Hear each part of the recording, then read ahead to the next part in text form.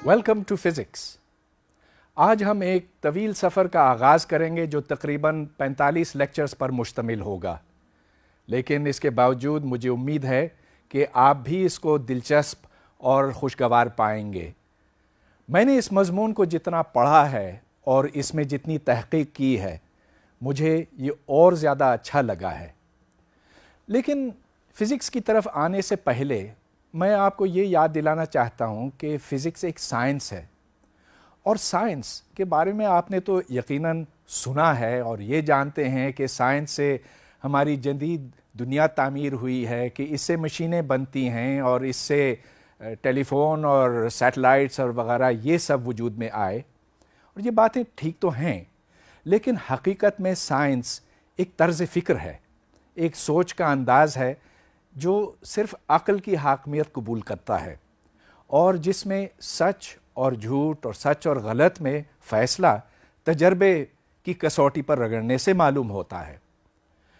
अब physics science है और कहते हैं कि साइंसों की ये एक महारानी है, सबसे अजीम साइंस है, और मेरे ख़्याल में ये बजा तौर पर कहते हैं।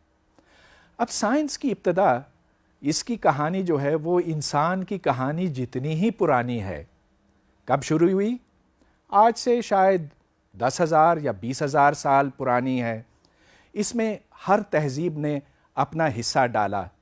शायद बाबुल के ज़माने से ये शुरू हुई, लेकिन उसके बाद यूनानियों ने इसमें बड़ा कमाल पैदा किया।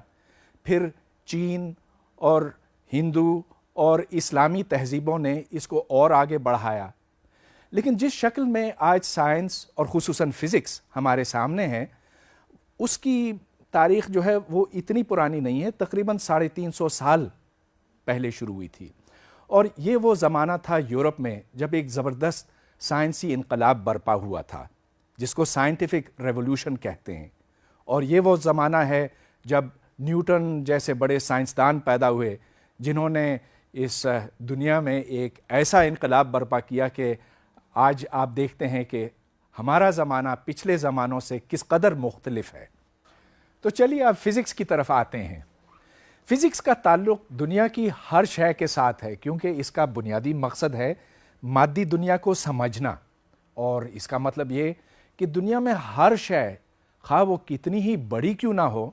अब मिसाल के तौर पे आप अपने निज़ाम शमसी की तरफ देखें, बीच में सूरज है और इसके गिर्द सैयारे घूमते हैं, गर्दिश करते हैं। अब बहुत से सवालात हैं जिनके ऊपर इंसानों ने गौर व खौज़ किए। मसलन ये कि सूरज में से गर्मी और हरारत कैसे निकलती है, फिर ये ज़मीन तक कैसे पहुंचती है, ये ज़मीन सूरज के गिर्द क्यों और कैसे घूमती है। अब आम तजर्बे में तो ये है कि देखिए, अगर कोई चीज़ हरकत करती है तो वो एक सीधी लकीर, एक सीधी सिमत में जाती है, लेकिन हमारी ज़मीन जो है वो तो घूमती ही चली जाती है। दूसरी तरफ अगर हम छोटी अशिया की तरफ देखें, तो सबसे छोटी चीज़ दुनिया में एक ज़माने में समझा जाता था कि एटम है। मसलन आप एक अगर सेब लें और उस सेब के 2 हिस्से करें और उन हिस्सों का मज़ीद तोड़ते चले जाएं, तो बिल आखिर आप सबसे छोटे हिस्से पर पहुंचेंगे, जिसको एटम का नाम दिया गया। आज हम जानते हैं कि इस एटम को मज़ीद तोड़ा जा सकता है, क्योंकि इसके अंदर एक गुठली है जिसको न्यूक्लियस कहते हैं, और इसके गिर्द इलेक्ट्रॉन्स घूमते हैं।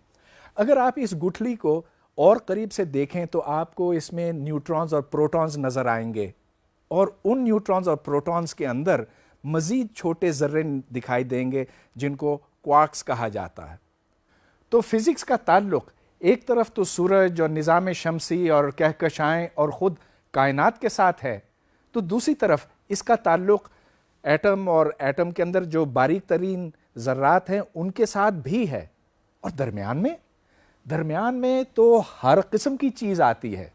इनमें हम तखसीस करते हैं।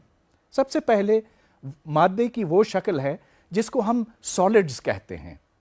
सॉलिड से मतलब ठोस मादा। अब ठोस मादे में ये होता है कि एटम एक दूसरे से ज़्यादा दूर नहीं जा सकते। तो मिसाल के तौर पर नमक है, तो नमक में एटम सोडियम का वो क्लोरीन के एटम से ज़्यादा दूर नहीं जा सकता। और ایٹم جو ہیں وہ ایک طرح سے جڑے ہوئے ہوتے ہیں.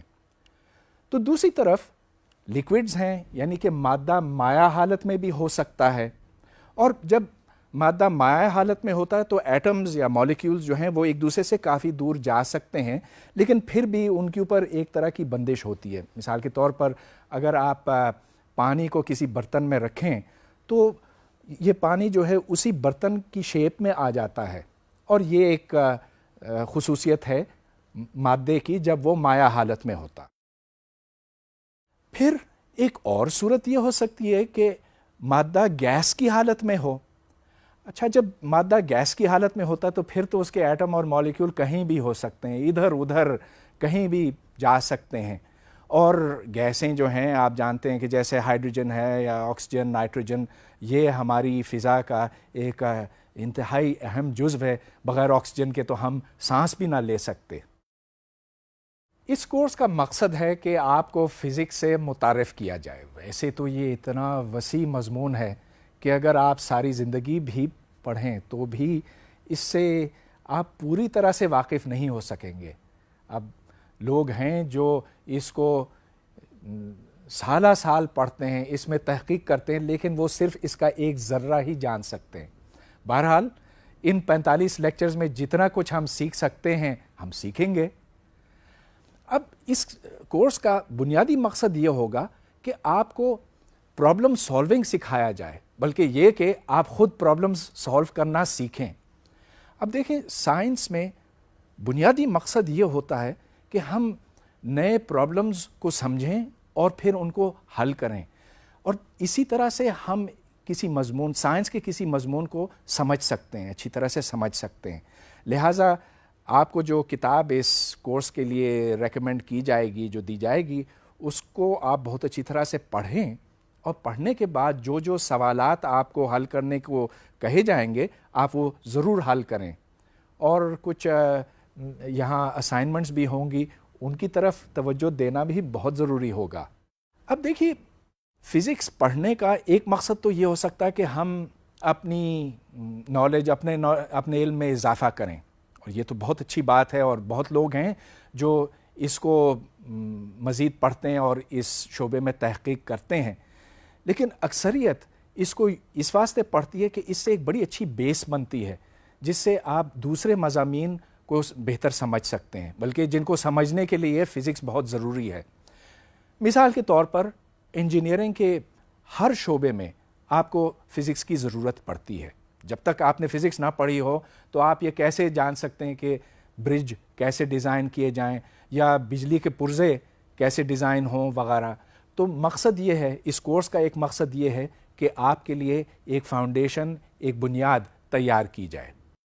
لیکن شاید اس کورس کا سب سے بڑا مقصد، اولین مقصد یہ ہے کہ آپ میں ایک عادت ڈالی جائے کہ آپ ہر چیز کو کرٹیکلی ایویلیویٹ کریں. مطلب یہ کہ اپنی عقل و فہم کی بنیاد پر فیصلہ کریں آیا کہ یہ بات درست ہے کہ غلط ہے. اب دیکھیے، سائنس میں جیسا کہ میں نے پہلے عرض کیا تھا، سچ اور جھوٹ کا فیصلہ تو عقل اور منطق اور تجربے کی بنیاد پر ہی کیا جا سکتا. کوئی ایسا بڑا آدمی نہیں ہوتا جس کی بات ماننا ضروری ہے. آپ خود، ہر شخص خود اپنی عقل، اپنے تجربوں کی بنیاد پہ جان سکتا ہے آیا کہ یہ بات صحیح ہے کہ غلط ہے. اب بعض لوگ فزکس کو ایک مشکل مضمون سمجھتے ہیں، اور اس کی وجہ یہ ہے کہ اس میں میتھمیٹکس تو ہوتی ہے، بغیر میتھمیٹکس کے آپ فزکس کر نہیں سکتے. مگر فکر نہ کریں، آپ کو اس کورس میں زیادہ میتھمیٹکس کی ضرورت نہیں پڑے گی. ہاں، کیلکولس تو ہمیں چاہیے، لیکن جتنی کیلکولس ہمیں چاہیے ہوگی وہ ہم خود ڈیولپ کریں گے. البتہ تھوڑا سا الجبرا تو آپ کو ضرور آنا چاہیے، کچھ ٹریگنومیٹری، اور اگر ایکویشنز ہوں، لینئر ایکویشنز یا کوڈریٹک ایکویشنز، تو ڈیفینیٹلی آپ کو حل کرنے ہوں گے. اس سے تو ہم نیچے نہیں جا سکیں گے. البتہ کامن سینس کی تو ضرورت پڑے گی، اور یہ تو سبھی کے پاس ہوتی ہے، کوئی مسئلہ ہے نہیں. اب چلیے ہم اس کی طرف آتے ہیں کہ فزکس میں کون کون سے شعبے جات ہیں اور جو مین ایریاز ہیں. سب سے پہلے میں ان کی نشاندہی کرنا چاہوں گا. ان کا مطالعہ ہم اس کورس کے دوران کریں گے. تو سب سے پہلے کلاسیکل میکینکس ہے. یہ وہ فزکس کا شعبہ ہے جو نیوٹن کے نام سے منسوب ہے اور جو اس زمانے میں شروع ہوا تھا، لیکن شاید اس سے بھی پہلے شروع ہوا تھا. اس کا تعلق اجسام اور اجسام کی حرکت کے ساتھ ہے. مومنٹم، فورس، انرجی، یہ تمام ایسے تصورات ہیں جو کلاسیکل میکینکس کے دائرے میں آتے ہیں. پھر اس کے بعد ہم بجلی اور مقناطیسیت کی بات کریں گے. اب بجلی اور مقناطیسیت اصل میں ایک دوسرے سے اتنے زیادہ مختلف نہیں ہیں، ہم یہ بھی دیکھیں گے. اور یہ ایک دریافت ہے جو جیمز کلارک میکسویل کی تھی آج سے تقریباً 200 سال پہلے. اور آپ جانتے ہیں کہ اب کوئی چیز دنیا میں بغیر ٹیلی فون یا بغیر ریڈیو یا ٹیلی ویژن کے نہیں ہو سکتی. اس سب کی بنیاد اس وقت ڈلی تھی، یعنی کہ آج سے 200 سال پہلے. تو الیکٹرسٹی اور میگنیٹزم ہم کلاسیکل میکینکس کے بعد پڑھیں گے. جب ہمارے پاس اتنی بیک گراؤنڈ ہو جائے گی تو پھر ہم تھرمل فزکس یعنی کہ گرمی اور حرارت کی فزکس کی طرف آئیں گے. اب یہاں پر ٹیمپریچر اور پھر انٹروپی اور اس طرح کے کانسیپٹس آئیں گے. ان کا ہمارے روزمرہ کی زندگی کے ساتھ ایک بڑا گہرا تعلق ہے. تو یہ جو 3 ایریاز ہیں، classical mechanics, electricity and magnetism اور تھرمل فزکس، ان کے اوپر تو ہم خاصا وقت صرف کریں گے.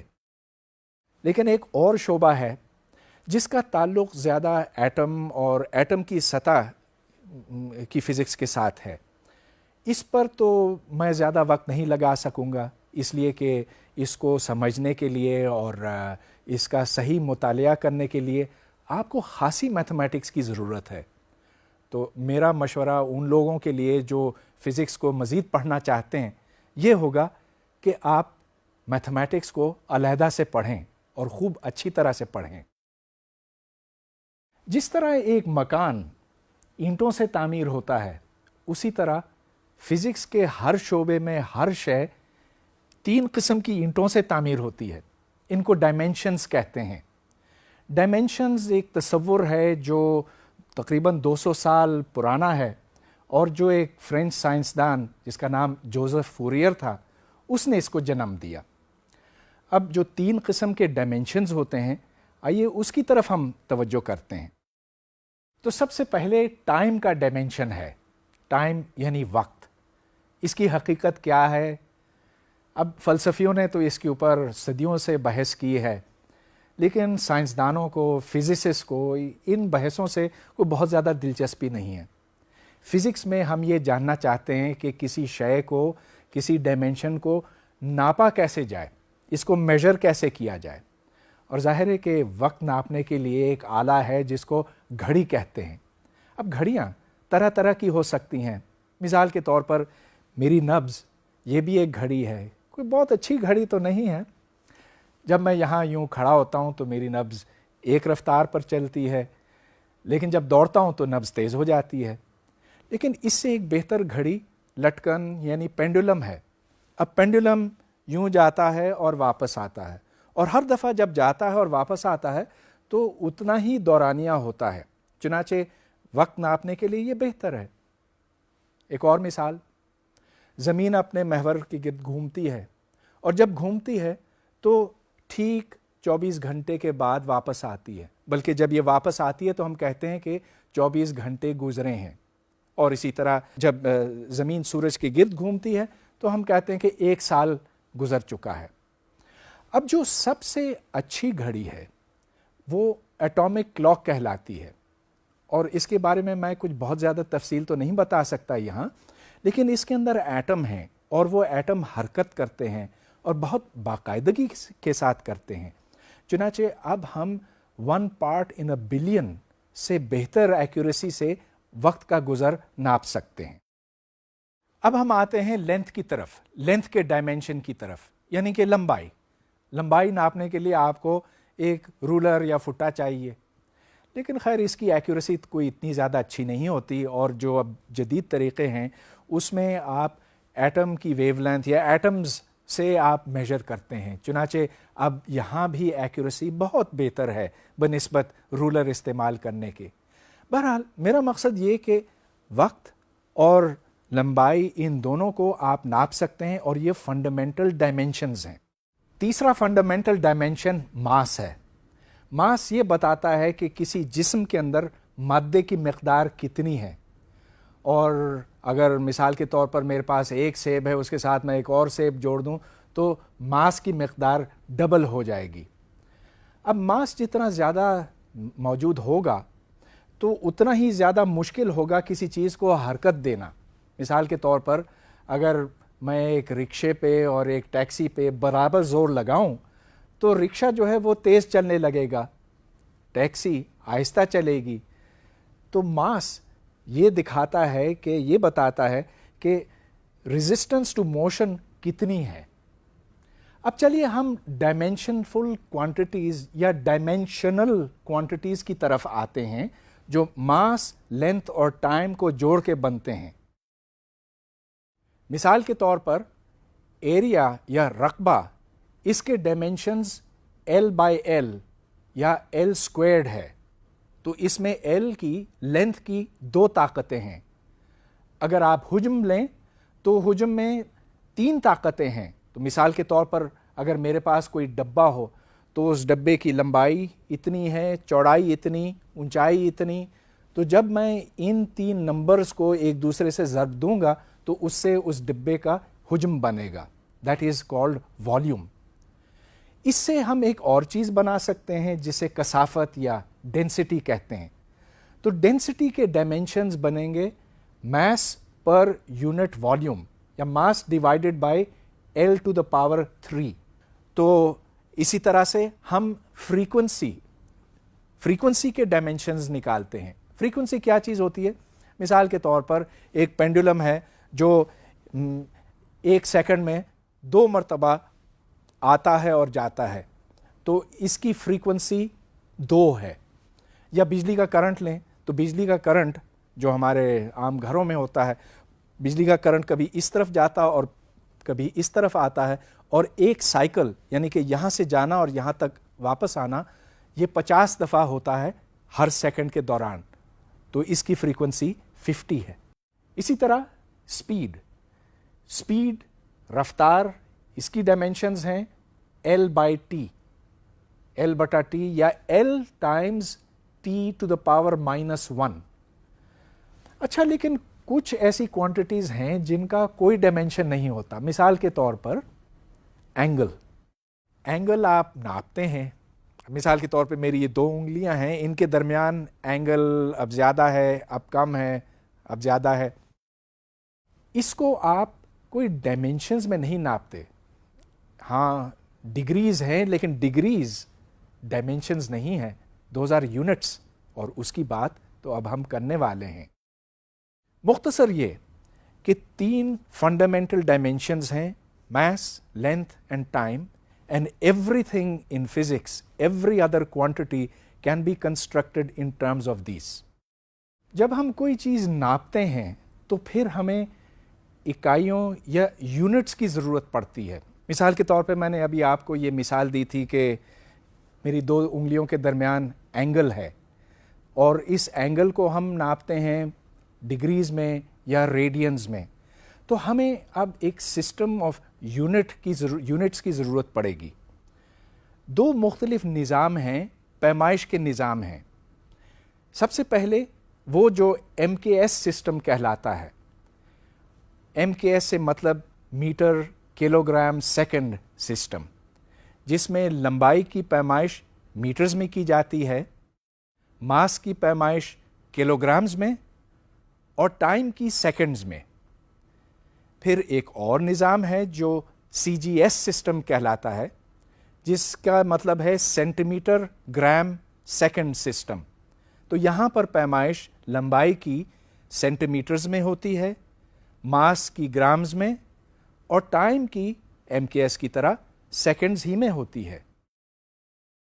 اب لینتھس کو سمجھنے کے لیے چلیے ہم دیکھتے ہیں کہ مختلف لینس جو دنیا میں ہیں اور جن سے ہمارا سابقہ پڑتا ہے وہ کیا کیا ہیں۔ مثال کے طور پر ایک قداور شخص کی لمبائی تقریباً 2 میٹر ہے، کرکٹ کے گراؤنڈ عموماً 300 میٹر سے زیادہ ہوتے ہیں، لیکن جب ہم بہت بڑے لینس کی بات کرتے ہیں تو اس کے لیے ہمیں سائنٹیفک نوٹیشن کی ضرورت پڑتی ہے، اور وہاں ہم 10 کی طاقتیں یا پاورز آف 10 استعمال کرتے ہیں. تو مثال کے طور پر اگر زمین کا آپ سائز لیں تو وہ size 6 times 10 to the power 6 metres ہے، اور اگر زمین سے سورج کا فاصلہ لیں تو that's about 1.5 times 10 to the power 11. اسی طرح ہم کائنات کے دائرے کی بھی بات کرتے ہیں. اب کائنات بہت وسیع ہے، لیکن آج ہم جانتے ہیں کہ یہ لامحدود نہیں، محدود ہے، اور اس کا دائرہ تقریباً 10 ٹو دا پاور 26 میٹرز ہے. اب دوسری طرف دنیا میں بہت سی چھوٹی چیزیں بھی ہیں. مثال کے طور پر کاغذ کے ایک ورق کی موٹائی لگ بھگ 10 ٹو دا پاور -4 میٹرز ہے، اور ایٹم مثال کے طور پر ہائیڈروجن ایٹم، اس کا دائرہ تقریباً 10 ٹو دا پاور -10 میٹرز ہے. اس کے اندر جو پروٹون ہے وہ اس سے 1,00,000 گنا اور چھوٹا ہے، اور اس کا size 10 to the power -15 metres ہے. تو یہ لمبائی کے مختلف پیمانے، مختلف سکیلز ہیں. اسی طرح وقت کے اور ماس کے بھی مختلف سکیلز ہیں. تو چلیے سب سے پہلے لینتھ کے مختلف سکیلز کو دیکھتے ہیں. روشنی بہت تیز رفتار پہ حرکت کرتی ہے، لیکن روشنی کو بھی وقت چاہیے زمین سے چاند تک جانے کے لیے، اور یہ لگ بھگ 1.3 سیکنڈز ہے، یعنی کہ 1.3 ٹائمز 10 ٹو دا پاور 0. ایک گھنٹے میں 3600 سیکنڈ ہیں، 3.6 ٹائمز 10 ٹو دا پاور 3، اور ایک سال میں 3.2 times 10 to the power 7 seconds ہیں. آج ہم یہ بھی جانتے ہیں کہ کائنات تقریباً 15 ارب سال پہلے بنی تھی، اور اگر آپ اس کو سیکنڈز میں لکھیں تو وہ لگ بھگ 5 times 10 to the power 27 seconds بنتے ہیں. دوسری طرف ایسے واقعات یا ایونٹس ہیں جن کے درمیان دورانیہ بہت کم ہوتا ہے. مثال کے طور پر اگر آپ اپنی پلکیں جھپکائیں تو میرا اندازہ ہے، اور آپ کو یہ چیک کرنا چاہیے، کہ 1 سیکنڈ میں آپ 2 دفعہ شاید یہ کر سکیں، یعنی کہ فریکوینسی 2 پر سیکنڈ ہے. اگر آپ ایک ریڈیو ویو لیں تو یہ ریڈیو ویو ایک الیکٹرو میگنیٹک ویو ہے جس میں اتار اور چڑھاؤ 1 سیکنڈ میں 10 ٹو دا پاور 8 دفعہ ہوتا ہے، یعنی کہ اس کی جو ٹائم ڈیوریشن ہے that is 10 to the power -8 seconds.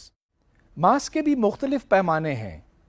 مثال کے طور پر ایک عام شخص کا وزن تقریباً 70 کلو گرام ہوتا ہے، ایک گاڑی کا وزن تقریباً 1000 کلو گرام ہے، جبکہ ایک بحری جہاز کا اس سے 1000 گنا زیادہ، یعنی کہ 10 to the power 6 kilogram ہے. اور یہاں آپ یہ نوٹ کر رہے ہیں کہ میں پھر سے پاورز آف 10 استعمال کر رہا ہوں. اس سے بھی جو بھاری اجسام ہیں، زمین کو لیجئے، اس کا وزن 6 times 10 to the power 24 kilograms ہے، اور سورج اس سے تقریباً 1 ملین گنا زیادہ بھاری ہے، اس کا وزن 2 times 10 to the power 30 kilograms ہے. اور اگر ہم اپنی کہکشاں کے وزن کا اندازہ لگائیں تو that is about 4 times 10 to the power 41. اب چھوٹی چیزوں کی طرف آتے ہیں. ایک ریت کے ذرے کو اگر آپ دیکھیں تو اس کا وزن 10 to the power -9 kilogram سے کم ہوگا، لیکن آکسیجن کا ایٹم اس سے تو بہت بہت زیادہ ہلکا ہے. اس کا وزن تقریباً 3 ٹائمز 10 ٹو دا پاور -25 ہے، اور الیکٹران تو اس سے ہزاروں گنا زیادہ ہلکا ہے. اس کا وزن 9 times 10 to the power -31 kilograms ہے. اب یہ سارے یونٹس ہیں. میں نے ایم کے ایس اور سی جی ایس میجرمنٹ سسٹمز کی بات کی تھی، لیکن اکثر ہمیں ضرورت پڑتی ہے ایک سسٹم سے دوسرے سسٹم تک جانے کی، تو اس کو کنورژن آف یونٹس کہتے ہیں. اس کے لیے چند یوزفل کنورژن فیکٹرز ہوتے ہیں جو اگر آپ کو یاد رہے تو بہت اچھا ہے. مثلا یہ کہ 1 انچ 2.54 سینٹی میٹرز کے برابر ہے، اور کہ 1 میٹر 3.28 فیٹ کے برابر ہے. اب بعض دفعہ ہمیں اور کوانٹیٹیز کو بھی کنورٹ کرنا پڑتا ہے، تو میں اس کی ایک مثال آپ کو دیتا ہوں. مثال کے طور پر آپ مائلز پر آور کو میٹرز پر سیکنڈ میں کنورٹ کرنا چاہتے ہیں، تو اس کا پورا حساب آپ کے سامنے اسکرین کے اوپر موجود ہے. 1 mile per hour کو لکھا گیا ہے as 1 mile per hour times 5280 feet per mile times 1 meter for 3.28 feet, اور وہ اس لیے کہ 3.28 feet is equal to 1 meter.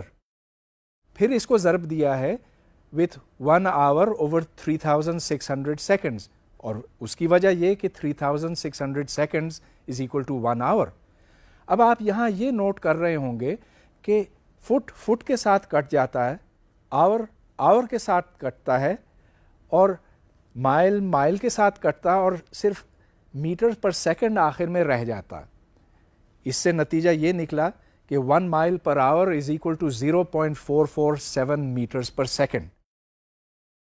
اب یہ ڈائمینشنل انالیسس کی ایک مثال تھی. لیفٹ سائڈ پہ اگرچہ یونٹس مائلز پر آور کے تھے اور رائٹ سائڈ پر میٹرز پر سیکنڈ کے تھے، لیکن دونوں لینتھ اوور ٹائم تھے، تو ڈائمینشنز واقعی دونوں صورتوں میں برابر تھیں. تو یہ ایک بڑی اہم بات بنتی ہے کہ ہر ایکویژن یعنی کہ ہر مساوات میں جو ڈائمینشنز لیفٹ سائڈ پر ہیں وہی رائٹ سائڈ کے اوپر ہونے چاہیے. اگر ایسا نہیں ہے تو اس کا مطلب یہ ہے کہ ایکویژن صحیح نہیں ہو سکتی. تو اس کی چلیے ایک مثال دیکھتے ہیں. مثلا آپ ایک پرابلم حل کرتے وقت اس نتیجے پہ پہنچتے ہیں کہ distance is equal to velocity into time squared. تو کیا یہ بات درست ہو سکتی ہے؟ کیا ایسی ایکویژن کسی بھی صورت میں بن سکتی ہے، صحیح بن سکتی ہے؟ اب آپ یہ دیکھیں کہ لیفٹ سائڈ کے اوپر یونٹس لمبائی کے ہیں، لینتھ کے ہیں، جبکہ رائٹ سائڈ کے اوپر اسپیڈ انٹو ٹائم اسکوائرڈ ہے، یعنی کہ L/T multiplied by T squared. تو ان دونوں کو جب آپ ضرب دیں گے تو لینتھ انٹو ٹائم بنتا ہے، جس کا مطلب یہ کہ لیفٹ سائڈ پر جو یونٹس ہیں اور جو رائٹ سائڈ پر یونٹس ہیں یہ ایک دوسرے سے بالکل مختلف ہیں، اور یہ ایکویژن ہو نہیں سکتی، غلط ہے. ڈائمینشنز کے لیے کچھ رولز ہیں جن کو میں واضح کرنا چاہوں گا. اب ڈائمینشن سے مراد میس، لینتھ اور ٹائم، اور یہ الجبریک کوانٹیٹیز ہیں. مطلب یہ کہ جس طرح سے آپ سمبلز کو ایڈ اور سبٹریکٹ کرتے ہیں ویسے آپ ان کے ساتھ کر سکتے ہیں، لیکن ان کے رولز تھوڑے سے مختلف ہیں اور وہ میں ابھی آپ کو بتانا چاہوں گا. اب مثال کے طور پر آپ ملٹیپلیکیشن اور ڈویژن دو ڈائمینشنز کو کر سکتے ہیں. مثال کے طور پر اگر لینتھ ڈیوائڈڈ بائی لینتھ ہے تو وہ ڈائمینشنز آپس میں کٹ جائیں گے and you will be left with a dimensionless quantity.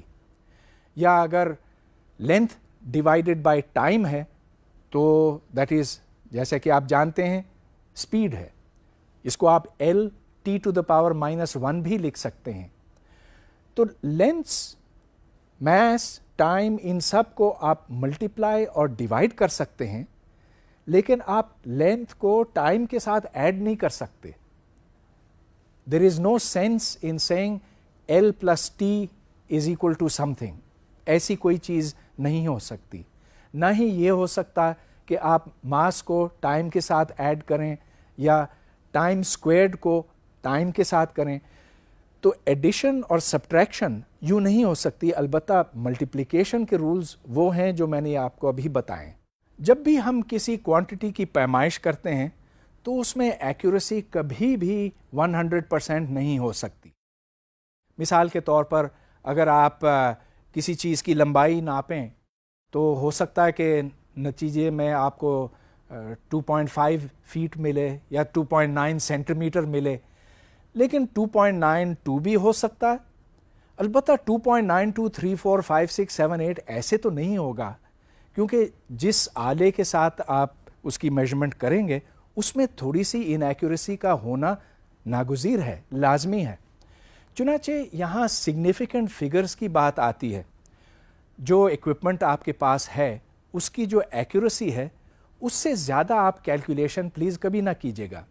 مثال کے طور پر اگر میں آپ سے یہ سوال کروں کہ 3 سیب ہیں، ان کا وزن آپ میجر کریں اور پھر مجھے ایوریج ویٹ بتائیں، تو آپ مجھے پلیز یہ نہ بتائیے گا کہ اس کا وزن ہے، ایوریج ویٹ ہے 550.234 گرامز. ایسے نہیں ہو سکتا، کیونکہ جس چیز میں آپ اس کو وزن کریں گے اس ایکوپمنٹ کی، اس میجرنگ اسکیل کی ایکوریسی 100% نہیں ہے. اس واسطے اب ہمیں ڈسکس کرنا چاہیے کہ جب کوئی الجبریک کوانٹٹی، کوئی ارتھمیٹیکل کوانٹٹی ہمیں دی جاتی ہے تو اس کو کس لیول آف ایکوریسی پر دیکھنے کی ضرورت ہے. یہ بہت ضروری ہے کہ آپ صرف اتنے ہی ڈیجٹس استعمال کریں جتنے کے کرنے چاہیے.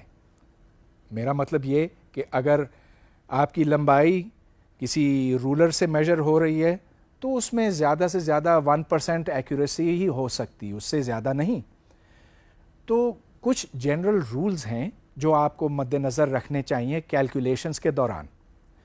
مثال کے طور پر دو نمبرز کو جمع کرتے وقت، اچھا اگر ایک نمبر ہے جس کی ایکوریسی 95.9 ہے اور دوسری کی 39.32 ہے تو چلیے آپ نے جمع کیا اور 135 بن گیا، لیکن زیادہ مناسب یہ ہوگا کہ اس کی ایکوریسی کو 135 کہا جائے. تو اس کے آگے جو ڈیسیمل فگرز ہیں وہ لگانے کا کوئی ایسا خاص مقصد نہیں، اس سے کوئی فائدہ حاصل نہیں ہوگا. یہ بات یہاں پر اور زیادہ واضح ہے سبٹریکشن کرتے وقت بھی اور ملٹیپلیکیشن اور ڈویژن کے وقت بھی. اب مثلا ملٹیپلیکیشن کرتے وقت ایک نمبر کی ایکوریسی ہے to one figure of decimal 105.8، دوسرا ہے 31.4. اگر آپ اس کو کھولیں تو یہ 6 فگرز بنتے ہیں، لیکن اس کو اصل میں ہمیں راؤنڈ آف کرنا چاہیے.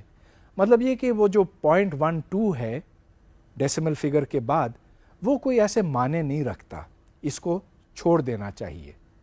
اسی وقت اور اسی طرح ڈویژن کرتے وقت 105.8 کو اگر 31.4 سے آپ ڈیوائڈ کریں تو بہت سے ڈیسیمل فگرز آپ کو ملیں گے، لیکن مناسب یہ ہوگا کہ آپ اس کو 3.37 پہ کٹ آف کر لیں، کیونکہ جو دو نمبرز ہیں they are known only to one decimal figure of accuracy.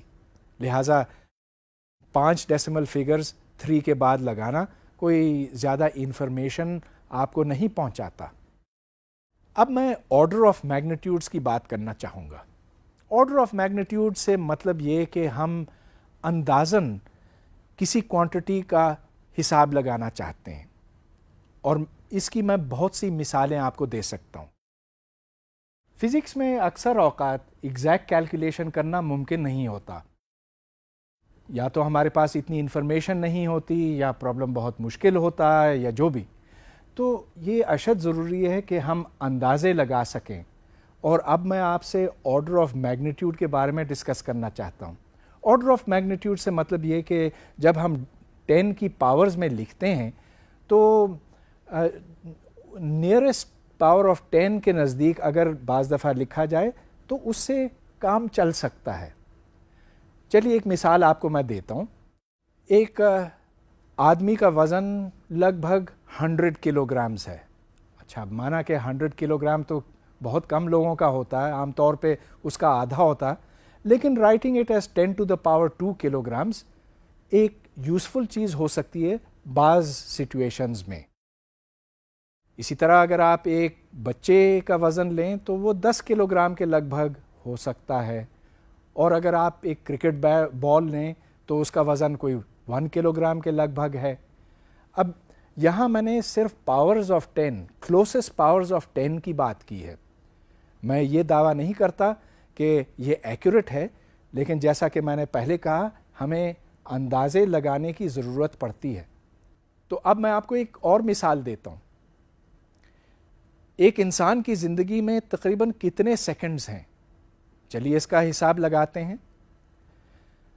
80 سال، اگر اس کی عمر 80 سال لی جائے تو اس کو آپ 365 دنوں سے ضرب دیں، کیونکہ اتنے دن ایک سال کے اندر ہوتے ہیں، اور ایک دن کے اندر 24 گھنٹے ہوتے ہیں، اور ایک گھنٹے میں 60 منٹ ہوتے ہیں، اور ایک منٹ میں 60 سیکنڈ. تو آپ اپنا کیلکولیٹر نکالیں اور ان کو آپ ضرب دیں تو 80 انٹو 365 انٹو 24 انٹو 60 انٹو 60 یہ آپ ملٹیپلائی کرتے چلیں تو اس کے نتیجے میں آپ کو 2.5 ٹائمز 10⁹ سیکنڈز ملیں گے. لیکن دوسری طرف اگر آپ اس کا ایک اندازہ لگائیں تو ایک عام شخص کی زندگی کو آپ 100 سال کر دیں. ہاں، میں نے یہ دعویٰ نہیں کیا کہ ہر شخص جو ہے وہ 100 سال زندہ رہتا، لیکن we want an approximate answer. تو چلیے یہ اندازہ لگاتے ہیں کہ وہ 100 سال تک زندہ رہتا ہے، اور کہ 365 دن اس سال میں نہیں ہیں، 100 دن ہیں. کیونکہ دیکھیں ہر جگہ میں پاورز آف 10 کلوسسٹ پاورز آف 10 لگا رہا ہوں. اس کو پھر آپ 10⁻⁻⁰ آورز پر ڈے سے ضرب دیں.